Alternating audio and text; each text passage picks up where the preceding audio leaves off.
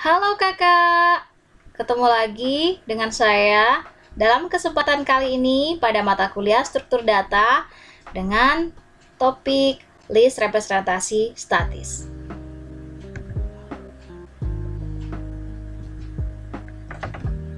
Kita mencoba mengingat lagi materi sebelumnya, yaitu ilustrasi dari kontainer elemen.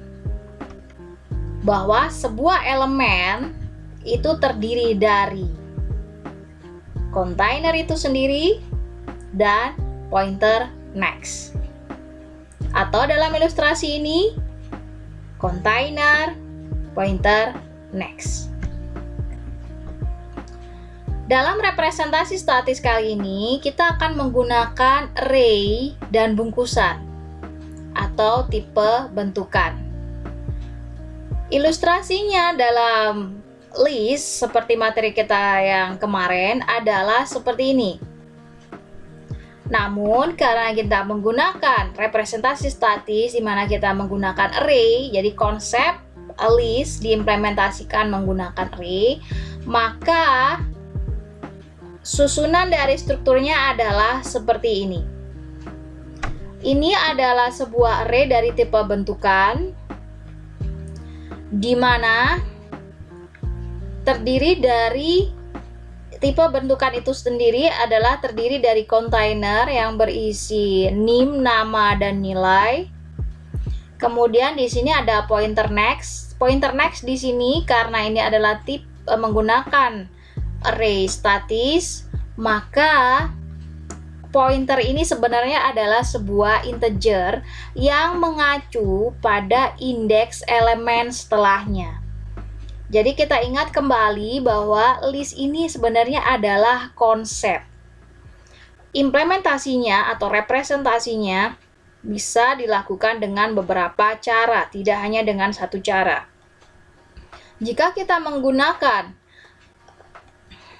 array statis, maka pointer di sini adalah sebuah integer yang menunjuk indeks dari elemen berikutnya. Contoh, di sini kalau dalam ilustrasi di sini, first akan menunjuk ke elemen pertama yang namanya adalah Iza. Kita lihat di sini, Iza indeksnya adalah 2. Maka first sebagai pointer di mana di dalam struktur ini adalah sebuah integer akan menunjuk ke elemen dengan indeks 2. Di ilustrasi ini elemen dimulai dari indeks 1 ya kakak ya. Jadi list yang pertama first akan mengacu pada elemen dengan indeks 2. Dalam ilustrasi ini adalah di sini. Kemudian next dari Iza adalah Nana. Nah, kita lihat di sini bahwa Nana adalah elemen dengan indeks 1. Maka next dari Iza berisi indeks dari elemen Nana, yaitu 1. Maka bisa kita lihat di sini bahwa first Iza, kemudian next dari Iza menunjuk ke Nana. Oke. Kemudian Nana menunjuk ke Rara. Maka next dari Nana adalah elemen yang berisi Rara. Jadi di sini next-nya adalah indeks 4. Maka dia ke sini. Oke. Nah, setelah Rara adalah Didi, di mana elemen Didi itu ada di indeks 6. Maka next dari Rara adalah indeks 6, yaitu elemen yang berisi Didi. Kemudian next dari Didi adalah 0. Maka representasi untuk 0 adalah minus 1. Jadi di dalam representasi statis ini 0 ditandai dengan minus 1, sedangkan jika elemen ini belum terpakai atau belum di booking, maka ditandai dengan nextnya adalah -2. Ibu, kenapa sih nextnya -1 atau kenapa harus -1 dan -2? Itu terserah dari representasi kita, karena representasi ini sebenarnya bisa macam-macam, tapi konsepnya harus tetap menggunakan aturan main dari list itu sendiri.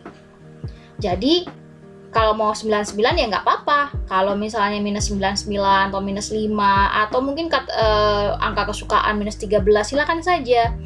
Nah, tapi harus konsisten untuk menandai, misalnya 0 adalah -13, kemudian kalau belum di booking, elemen yang belum dipakai atau belum di booking nanti dianggap kosong, itu misalnya -15. Silakan saja, tapi harus konsisten. Ini hanya sebuah penanda. Dimana kalau di dalam representasi contoh dari representasi statis ini adalah 0 itu -1, belum dipakai atau elemen yang belum di booking adalah -2. Nah, prosesnya di dalam list representasi statis kita ada nanti namanya prosedur atau fungsi create list, di mana kondisinya dari list itu adalah kita menyiapkan array-nya sebagai array kosong. Jadi representasinya adalah seperti ini, maka semua next dari elemen di dalam array ini akan diset menjadi -2 karena dianggap belum ada bookingan atau elemen-elemen yang ada di sini belum ada yang terbooking. Kemudian first akan kita kasih dengan -1 karena kalau seperti yang kita ingat bahwa list kosong itu adalah terdiri dari pointer first yang berisi 0 atau mengacu pada 0. Maka first di sini berisi -1 yang artinya adalah 0. Kemudian kita melakukan add first, maka kita mencoba untuk mencari elemen yang kosong terlebih dahulu. Yang pertama kali ketemu kosong pasti elemen pertama. Maka first diganti menjadi indeks 1 yang artinya first akan mengacu ke elemen ini, dan next dari first adalah -1. Ini artinya listnya terdiri dari satu elemen di mana pointer first ini mengacu ke elemen pertama indeks 1, di mana next dari elemen pertama ini adalah 0. Ini add after, jadi memasukkan elemen berikutnya menjadi elemen terakhir seperti materi sebelumnya. Jadi di sini mencari yang kosong lagi, ruang kosongnya adalah indeks 2. Maka first akan mengacu pada elemen indeks 1 dan next dari elemen indeks 1 adalah indeks 2. Dan next dari elemen indeks 2 adalah -1 karena mengacu pada 0, dia menjadi elemen paling belakang.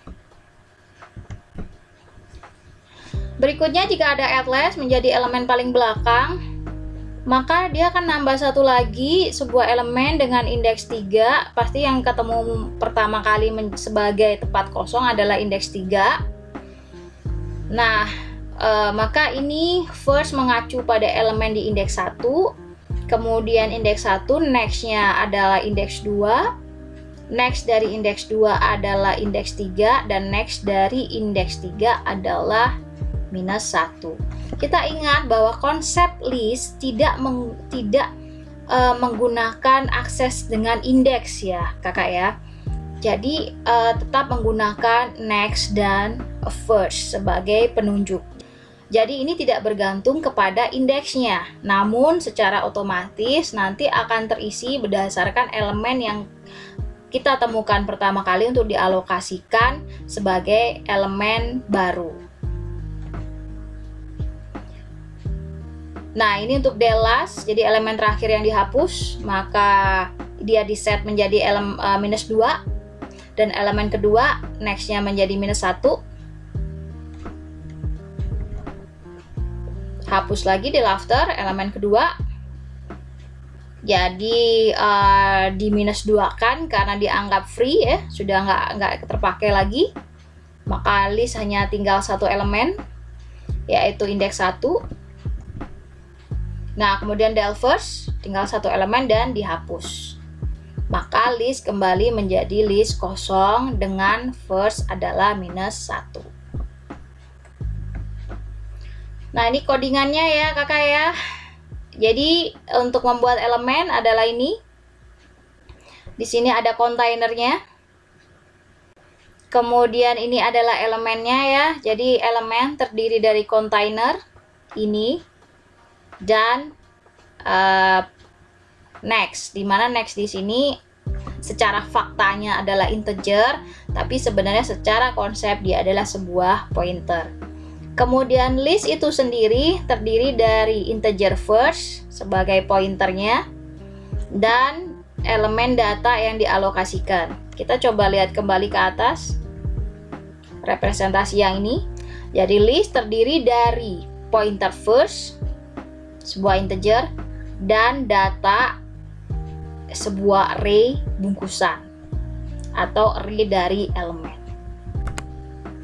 Yang perlu diperhatikan untuk list representasi statis ini adalah jumlah dari elemennya. Jadi nanti kalau mengerjakan soal kita harus melihat batas dari elemen yang bisa dimasukkan berapa. Kalau misalnya elemen yang bisa dimasukkan 50, maka kita di sini harus alokasikan juga 50. Kalau misalnya elemen yang bisa dimasukkan 100, ya di sini harus diganti dengan 100. Jadi tidak hanya 10. Karena kalau elemennya kurang, nanti bisa terjadi kekurangan alokasi. Oke, yang pertama adalah untuk prosedur create list, di mana kita mengeset semua next dari elemen di dalam array menjadi -2. Maka di sini kita set ya first sebagai null -1.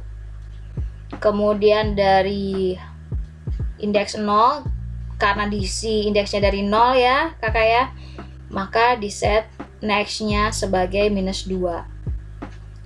List array-nya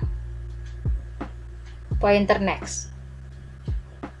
Ibu, kenapa di sini ada bintang? Coba dibuka lagi ya kakak ya tentang pass by reference di Alpro 1 untuk materi prosedur fungsi.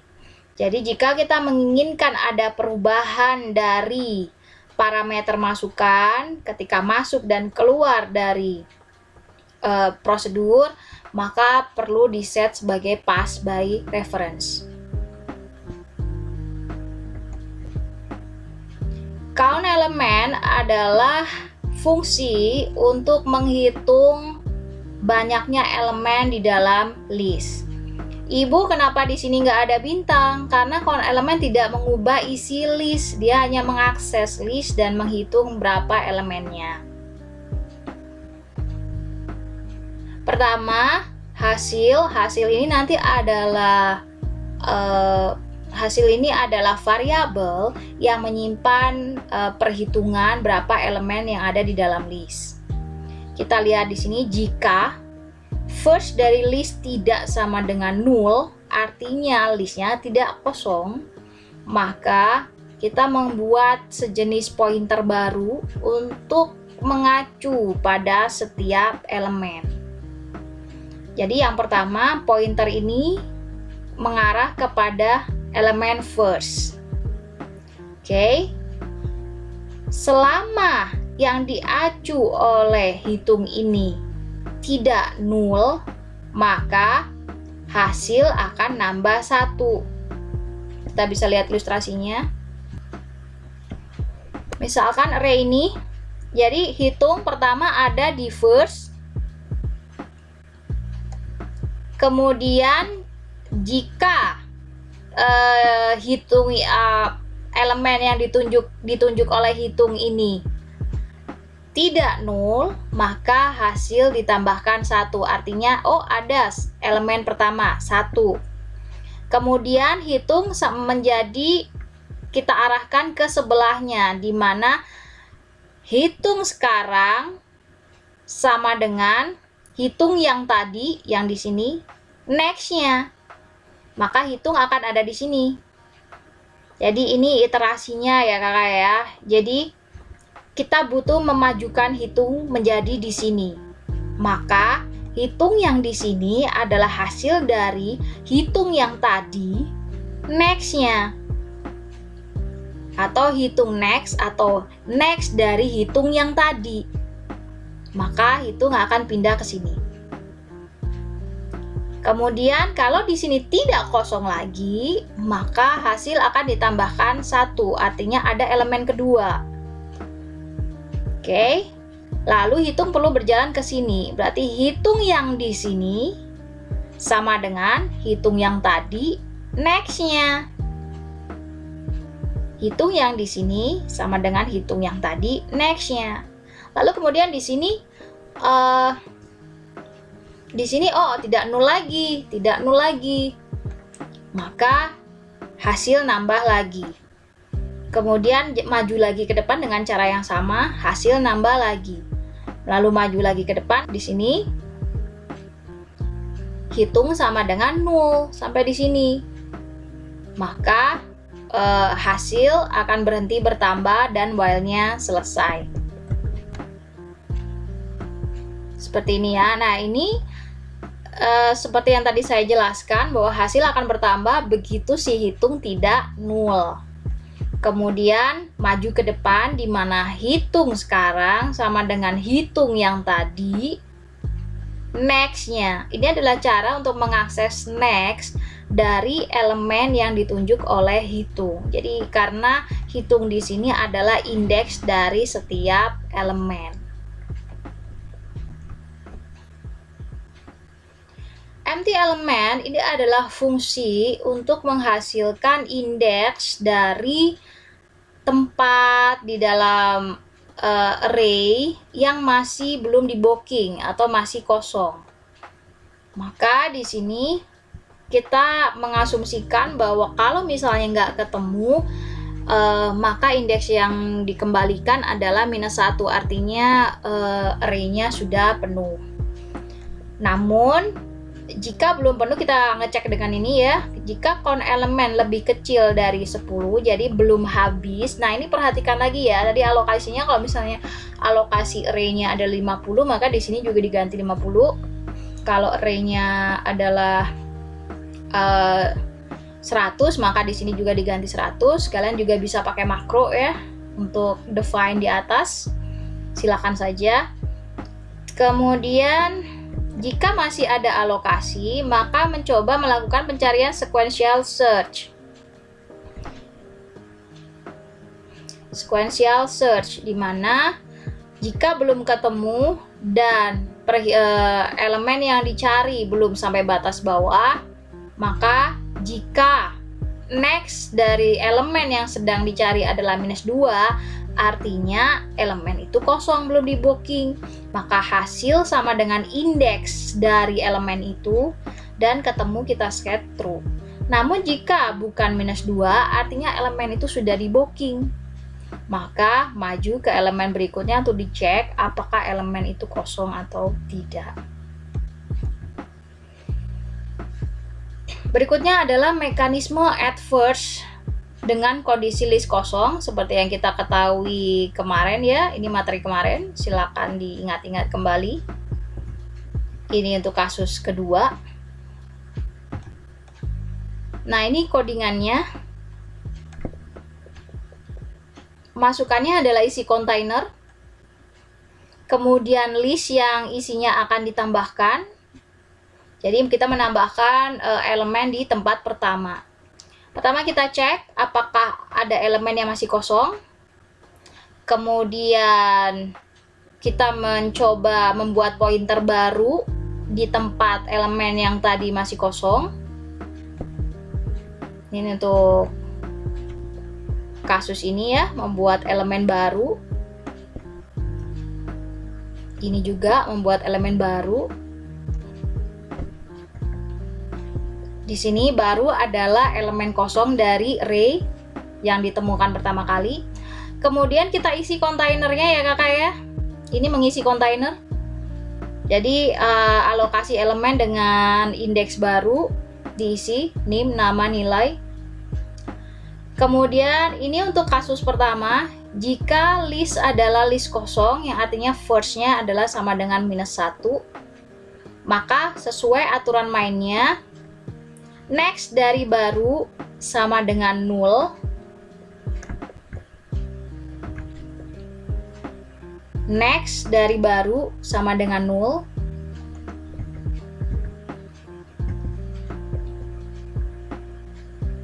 kemudian first sama dengan baru,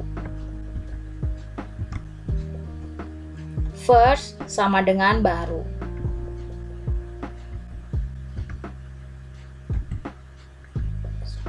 Sesuai aturan ya. Untuk kasus kedua, jika list tidak kosong, maka next dari baru sama dengan first. Next dari baru sama dengan first.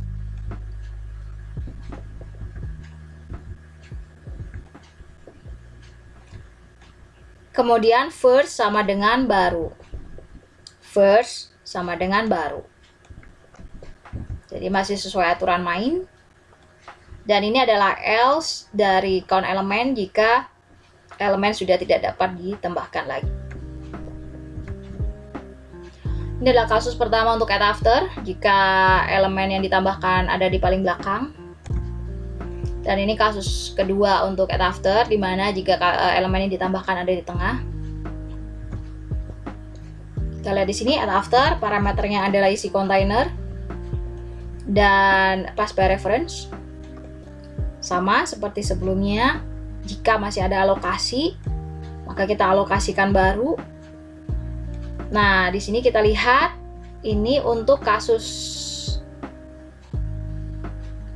jika akan ditambahkan sebagai elemen di belakang. Jadi pref-nya adalah elemen yang di belakang. Di sini masukannya ya, pref-nya ya. Jadi pref-nya udah cari sebelumnya, kemudian ada masukan. Oke.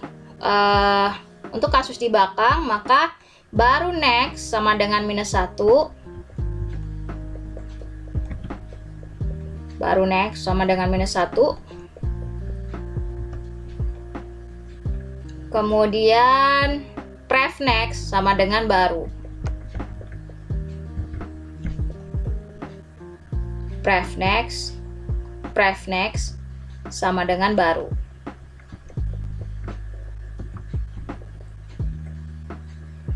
Untuk kasus kedua yang ini, di mana ditambahkan di tengah, maka baru next sama dengan pref next.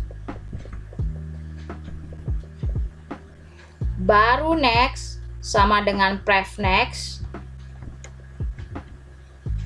Kemudian pref next sama dengan baru.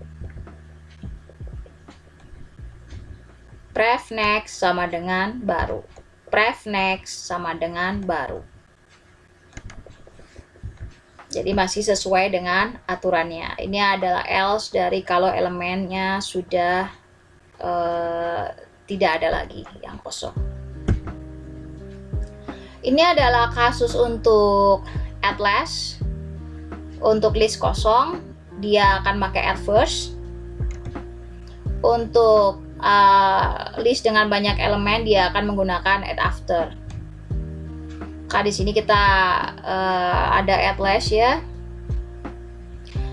Masukannya adalah container, kemudian ini pass by reference. Jika list kosong, jalankan add first. Jika list tidak kosong, maka kita mencoba untuk jalan ke belakang mencari pref. Jadi pref itu adalah elemen terakhir dari list itu sendiri. Maka pertama set di first. Jadi selama si pref ini next-nya tidak null, maka dia akan terus ke belakang. Kayak gitu ya. Jadi elemen paling akhir itu kan penandanya adalah next-nya null. Jadi kalau next-nya sudah null, maka while ini akan berhenti. Nah, ini caranya sama dengan ketika tadi count elemen. Pref sekarang sama dengan pref yang tadi next-nya. pref sekarang sama dengan pref yang tadi nextnya. Begitu seterusnya sampai ketemu elemen yang nextnya 0. Itu artinya elemen terakhir. Kemudian jalankan add after. Ini adalah else dari jika alokasinya sudah habis. Yang ini ya. Nah, ini untuk menghapus elemen ada dua kasus. Satu elemen del first dan banyak elemen. Nah, ini kalau untuk kasus satu elemen maka firstnya tinggal dikosongkan saja. Kemudian elemen yang satu tadi dikosongkan menjadi -2. Jadi hapus adalah first, kemudian kalau hanya satu elemen, firstnya dinulkan, kemudian hapus di -2 kan. Else adalah kasus kalau elemennya banyak, maka first sekarang sama dengan hapus next atau first yang tadi nextnya. Jadi karena ini hapuskan sama dengan first yang tadi. Ini.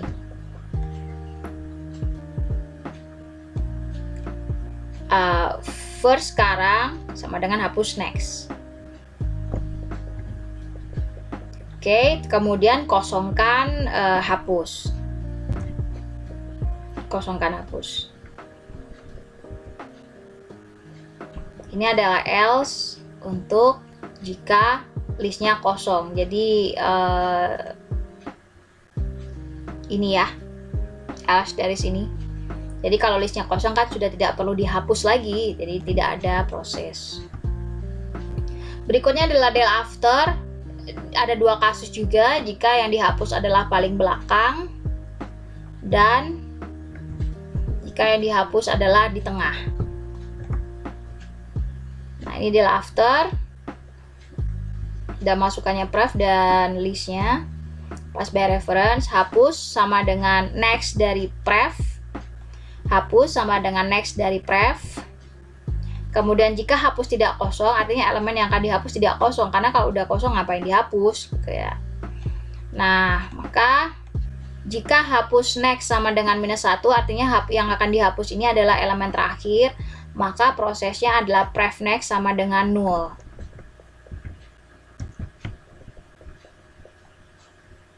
Pref next sama dengan 0. Pref next sama dengan 0. Pref next sama dengan 0. Kemudian hapus next kita kosongkan. Jadi kalau udah tidak dipegang lagi dikosongkan. Else adalah jika di tengah, maka pref next sama dengan hapus next. Langsung digabungkan ke belakang. Pref next sama dengan hapus next. Kemudian hapus dikosongkan. Untuk del last ada dua kasus, jika satu elemen memanggil del first dan jika banyak elemen memanggil del after. Maka jika satu elemen panggil del first, jika banyak elemen cari prefnya ke belakang seperti halnya tadi ketika add last. Kemudian kalau sudah ketemu prefnya, nah pref di sini adalah elemen kedua dari belakang. Ini perbedaannya ya. Jadi elemen kedua dari belakang. Di sini kita pakai dua pointer yang saling berjajar. Jadi contohnya di sini. Jadi ada pref sama hapus. Kita cari dulu nih, misalnya yang mau di prefin yang ini kan. Jadi pertama kan hapus dulu yang jalan. Hapus misalnya menunjuk first. Maka prefnya sama dengan 0. Kemudian ketika hapus mau maju, prefnya di sini. Kemudian hapus maju. Maka di sini akan menjadi pref, di sini hapus. Ternyata belum elemen yang dicari. Maka pref maju lagi. Sebelum hapus pergi maka pref sama dengan hapus, kemudian hapus maju, hapus sekarang sama dengan hapus next. Begitu seterusnya. Jadi di sini ada dua pointer sampai ketemu elemen nomor 2 dari belakang. Itulah prefnya, maka jalankan del after. Ini else untuk ini ya. Kalau kosong tidak perlu diproses lagi. Nah, ini untuk print elemen. Jadi untuk ngeprint list dari awal sampai akhir, jika tidak kosong maka kita menggunakan pointer ya, pointer untuk mulai dari first. Kemudian jika pointer ini tidak kosong, tidak null, maka print semua elemen maju ke depan. Begitu seterusnya. Nah, ini untuk menghapus semua elemen ada del all. Jadi sebanyak count elemen, lakukan del last. Ini adalah main atau driver dari mesin ya, untuk memeriksa apakah mesin kita berjalan dengan baik. Jadi di sini saya pakai create list, ini pemakaiannya. Jadi kalau pass by reference harus dikasih done. Kalau tidak berarti hanya langsung parameternya. Kemudian mencoba add first sekali, lalu add after, add last, dan print elemennya seperti apa. Lalu coba del dan print elemennya seperti apa. Untuk menelisik apakah benar paham atau tidak, silakan kerjakan soal ini.